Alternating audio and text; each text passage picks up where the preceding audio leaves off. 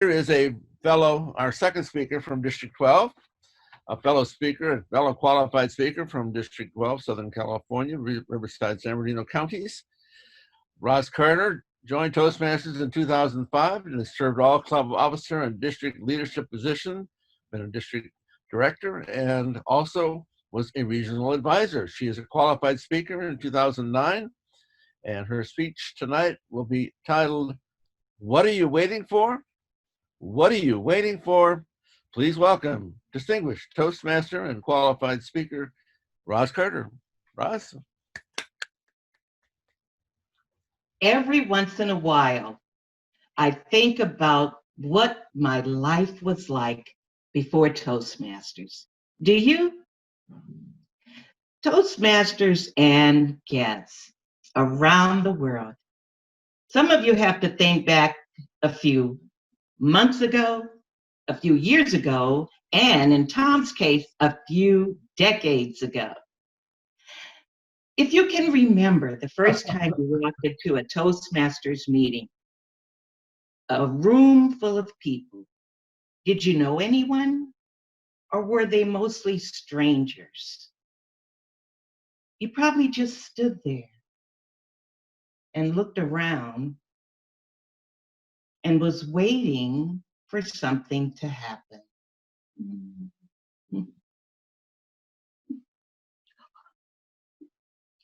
The first time that happened to me was in 1973, when I was working at the Auto Club in downtown Los Angeles. I had heard something about a Toastmasters meeting during the lunch hour. Well, I was a bit curious. So I went to the cafeteria, grabbed my lunch, and walked into the room. Didn't recognize anyone in there. And then I spotted my manager, Gary. I proceeded to walk to him, and he stood with a surprised look on his face. Before I could put my tray down on the table, he told me, "I'm sorry, Roz, but this meeting is for men only." I was stunned. I was shocked. I started shaking with embarrassment, and I accidentally dropped my tray of food on the floor. My face must have been as red as a tomato. But Greg said, "Don't worry, someone will pick it up. But if you go down the hall, there's another group that will welcome you. It's called Toast Mistress." Masters in here, mistresses down the hall. I get it. I think that incident is still in my memory. I did join the Toast Mistress Club, and I had a great time. And then, a few years later, the club closed. Guess why?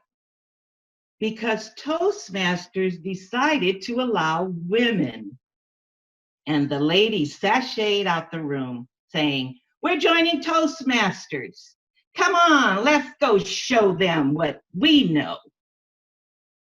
I wasn't comfortable, so I didn't go. Fast forward 30 years.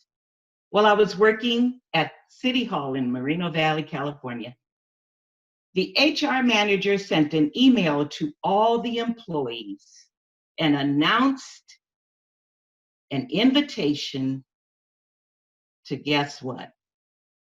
A Toastmasters club. Nope, I don't want to have anything to do with it. Nada, forget it. But the invitation also said, we're going to be in the council chamber and free lunch. Wait, what? Toastmasters at lunch? Not again. My coworker Debbie pulled me by the arm and said, "Come on, what are you waiting for?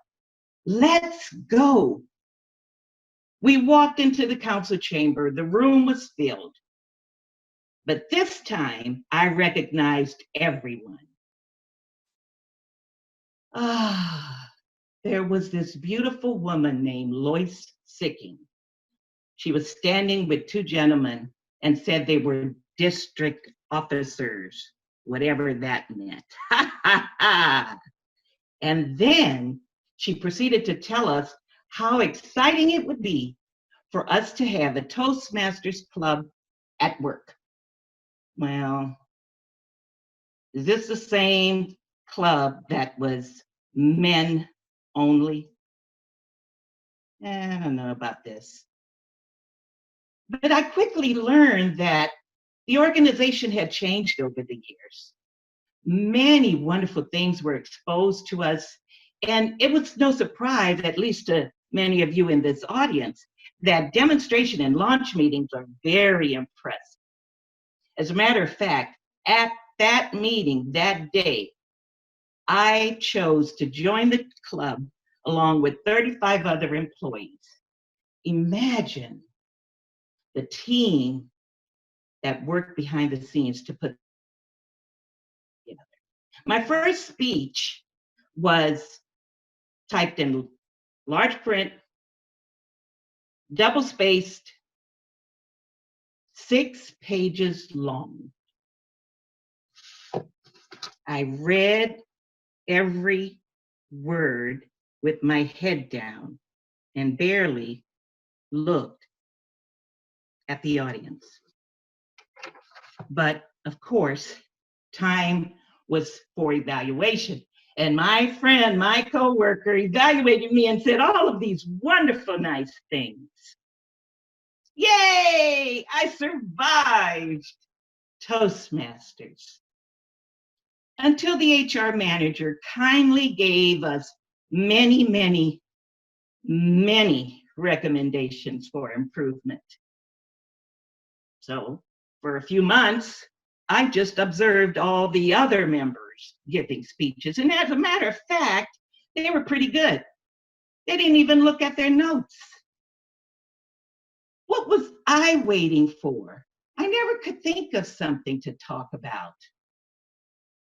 Was it that I had to have the best story, the right mood, the perfect time?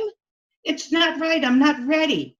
But we were all learning from the same manuals and supporting each other. You know, that safe and friendly environment that Toastmasters clubs have to offer. So now, what are you gonna do? We need to help clubs add more members.